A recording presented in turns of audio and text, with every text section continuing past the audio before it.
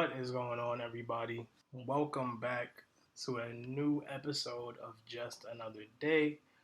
I'm your host, Jalaal Sandy, and I already know people are wondering where I've been, um, rolling their eyes on the other side of your phone or computer screen or wherever you're listening.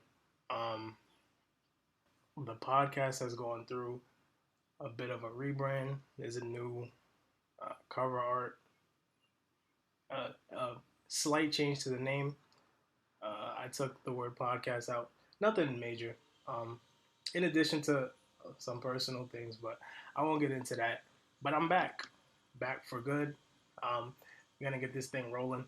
A little bit rusty. I'm gonna be rusty because I haven't touched my mic in 2 months. So bear with me if I do some dumb shit on the on the journey to the end of this episode. Before I get started, I have created a YouTube channel for this podcast. You'll find it at Just Another Day. I created the first little intro video just to let people know what I'll be doing over there. I'll be posting the podcast audio on YouTube as well. Sometimes I'll have video with it. Like if I have a guest, I'll put the video version on YouTube. And also I'll be making like 10-minute videos of like NBA playoff recap game, like the game recaps. And now that I'm thinking about it, I may drop a video on YouTube and drop the audio version. Yeah, that's what's gonna happen. There'll be an audio. There will be a version of what I post on here on YouTube as well. So wherever you're listening, Apple Podcasts, Spotify, Google Podcasts. I don't know the other ones. There's a bunch of them. Yeah, you can also find me on YouTube as well. Don't forget to follow me on Twitter at the letter J Sandy45 _ The podcast Twitter page is at the letters JAD _ pod.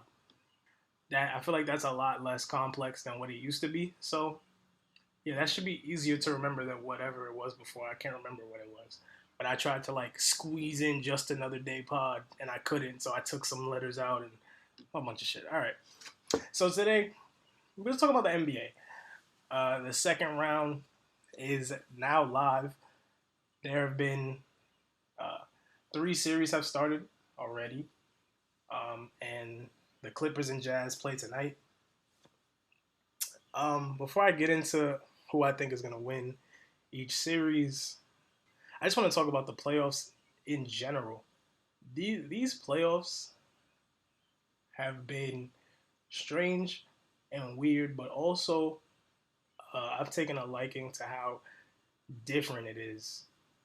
This is the first time since 2010 that we won't see LeBron or Steph Curry in the finals, and I kind of like that. Like it feels like there's a passing of a torch of some sort.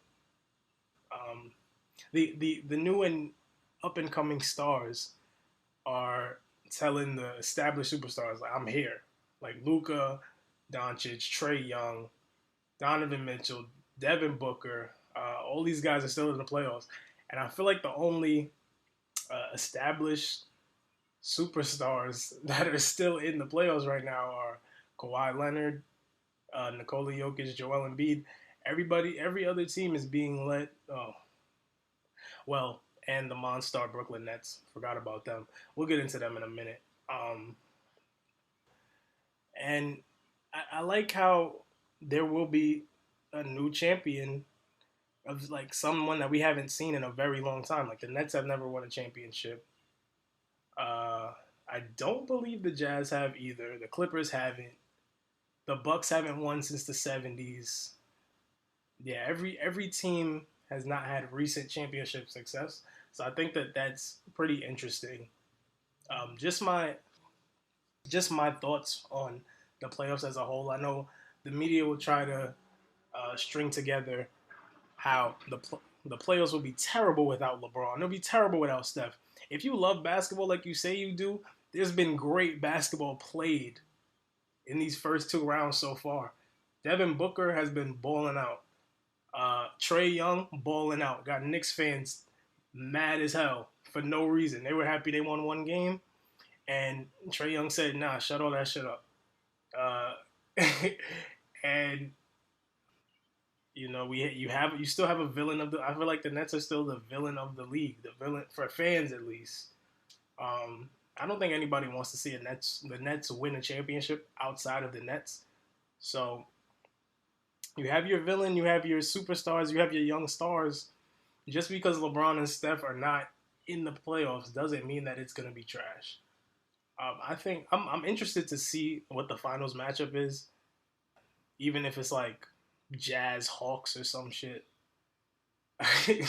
I'd still watch it because Trae Young versus Donovan Mitchell. I feel like that would be fire in that sense, even though the Jazz aren't the most exciting team to watch. So the second round of the playoffs. First we have Sixers Hawks. The Sixers they beat the almost swept. They beat the Wizards in five in the first round, and the Hawks beat the Knicks in five in the first round as well. The first game of this series, the Hawks won by I believe 4 or 5 points in a close one where the ending was kind of crazy. Like the Hawks were up 20 and they almost blew a lead in the fourth quarter. The Sixers were playing stifling defense. But for this series as a whole, originally I had Sixers in five if Joel Embiid was healthy, and I didn't expect the Hawks to win game one. So now that they won game one, I've changed that to Sixers in six. I still think the Sixers are the better team, and I still think that their defense is elite. Um, and you kind of saw that when they broke out a full court press in the fourth quarter, and the Hawks just kept turning the ball over down the stretch of that fourth quarter. Joel Embiid, nobody on that team can guard Joel Embiid. And criticize Ben Simmons. I criticize Ben Simmons all the time, but he had a good game one, regardless of his free throw troubles. I don't think he missed a shot. Um, Philly's shooters just have to be better. Danny Green didn't have a great game. Uh, Thibault had a decent game, but Seth Curry also had a decent game, but they can be better. They didn't shoot well at all, and I think they'll win game two. Game two is tonight. I think they win game two and probably game three, and then Atlanta wins four, and then Philly closes it out, wins the last two. But so far, this series looks like it's gonna be a good one. I hope it goes seven because I love 7 game series. We got one last round with the Clippers and Mavs. Luka was unbelievable, and so was Kawhi. Kawhi, he just wasn't going, man. And that'll be my transition into Clippers Jazz, which is the second game tonight, the first game of this series, and my prediction for this series is Clippers in 7, and I don't feel great about that because I don't have the utmost confidence in the Clippers, but the Clippers have the most talent in the Western Conference. Like the Jazz are really good. They're top 5 statistically, offensively, and defensively. And I believe the Clippers are too. But the Clippers just have the 2 best players in the series. They as good as Utah is, it feels like sometimes they just they can get inconsistent come playoff time. So can the Clippers, but I think I just have like this blind faith in Kawhi that he'll just pull through in the end, regardless of what happened last year. I just feel like from what I saw from him last series, even though the Mavs defense is trash, if I had to put my faith in somebody, it would be Kawhi. Kawhi has been balling. He showed some shades of 2019 when he was on the Raptors. But if it was Jazz in 7, wouldn't be surprised at all. The Clippers losing the second round, it wouldn't surprise me one bit. Donovan Mitchell is going to have a good series. I don't know if he'll have an extraordinary one like he did in the bubble last year, but I think he'll put people on notice against an elite defensive team. Kawhi's gonna get his. Paul George is gonna get his. Um, I think the X factors for each team for the Clippers is got to be Marcus Morris. When he plays bad, is essentially when he plays bad, they lose. It's that simple. He gets the best quality shots on the team, and he essentially plays the five when they do their small ball lineup, which I think they'll go to quite often to try to get Rudy Gobert off the floor. So I think him playing well will play a huge factor in them winning. And if he doesn't, they will struggle a lot in this series. For the Jazz, their X factor probably Jordan Clarkson. There's no surprise there. He he's what really keeps their offense going when Donovan Mitchell is not on the floor, and especially tonight with no Mike Conley, they're gonna need him to drop like 20, 25 off the bench just to keep them afloat. He's their best shot creator outside of Donovan Mitchell, and when he plays bad, it is tough for them to score. Well, score off the bench. Their bench scoring is up and down a lot of the time. They have shooters everywhere, but Jordan Clarkson is what makes that engine go off the bench. So he'll be the X factor because if he comes out and goes 5 for 20, they don't win this game, especially with Mike Conley out. So with that being said, I think the Clippers take game one. Just to set, I think they need to set the tone, given that they're the lower seed and the Jazz are the one seed. They need to send a message saying, "Yeah, y'all are the one seed, but we think we're better than y'all," which I think they are. So yeah, I have Clippers. I don't know about how much, but Clippers in game one, Clippers in seven. But wouldn't be surprised if the Jazz also won in seven. Moving to the other Western Conference series, game one was last night. Suns and Nuggets. My prediction is Suns in six. And the main reason for that is because Chris Paul looks a lot better. I needed to see what he looked like coming into this series just to determine if I would pick the Suns or not. He is what makes that team go. He is. We talk about like impact, and he was an MVP candidate. I don't think he was an MVP candidate, but his impact on the team shows. And when he's not on the floor, and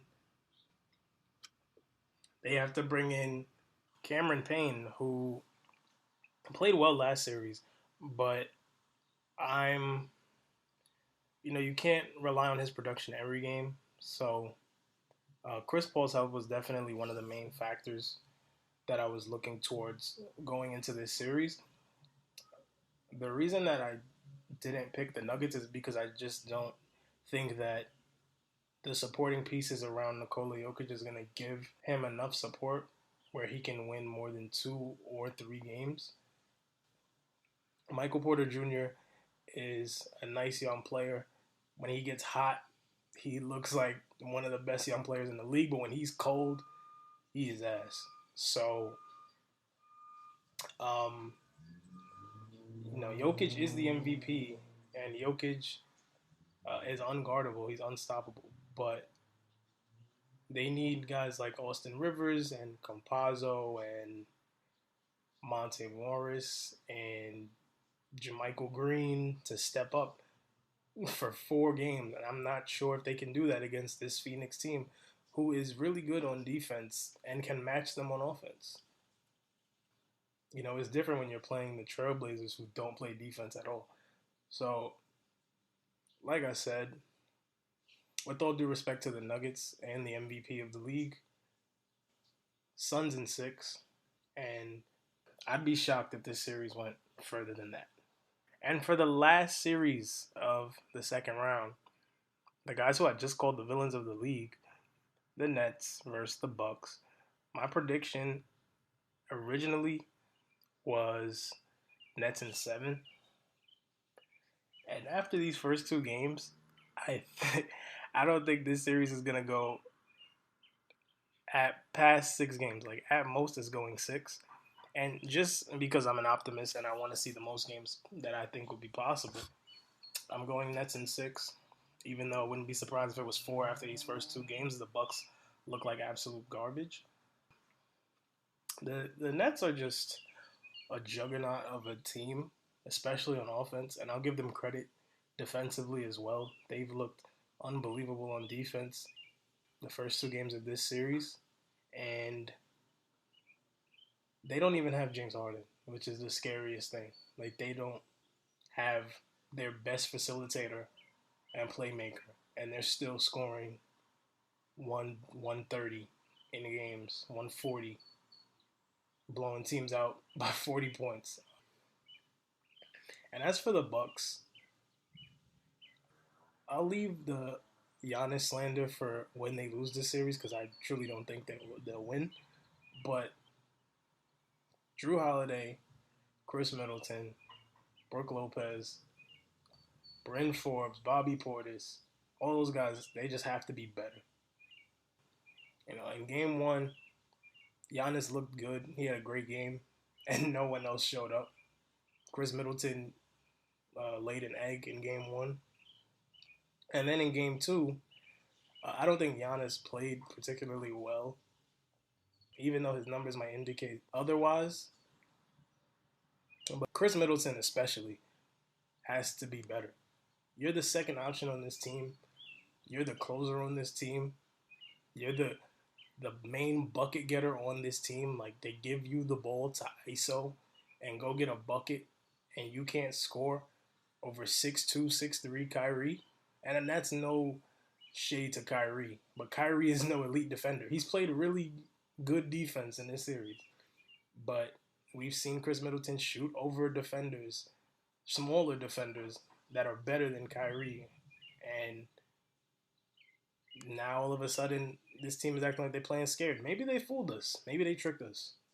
The way they smacked around Miami had us thinking that they might have been able to beat the Nets. The Bucks don't win this next game, obviously the series is over. So I think the Bucks do win game 3 and show some type of sign of life and don't get straight up rocked out of their shoes in 4 or 5 games. So I think the Bucks make it an interesting series, but ultimately Nets in 6. And Harden will be back soon. If I had to guess, I would say game 4. And another thing about the Nets, before I go, I just saw this statistic on Twitter. As a team, they're shooting 50% from the field, over 40% from 3, and 90% from the free throw line. The 50-40-90 club in the NBA is elite for individual players. For an entire team to do that is insane. And I don't think they're really gonna cool down. It's not like they're hitting a bunch of tough shots. The Nets are getting wide open threes off of the offense that Kyrie Irving and Kevin Durant are creating for others. They just look good. Blake Griffin's look good. Joe Harris has looked good. Bruce Brown looked good. Mike James has looked good. Like nobody. Nicholas Claxton has looked great. It's just too much. I don't think a team in the East is gonna beat them. I think the only team that has a chance of beating them maybe 2 teams that come to mind, both from the West, the Suns or the Clippers, could give them something, but I think more so the Clippers.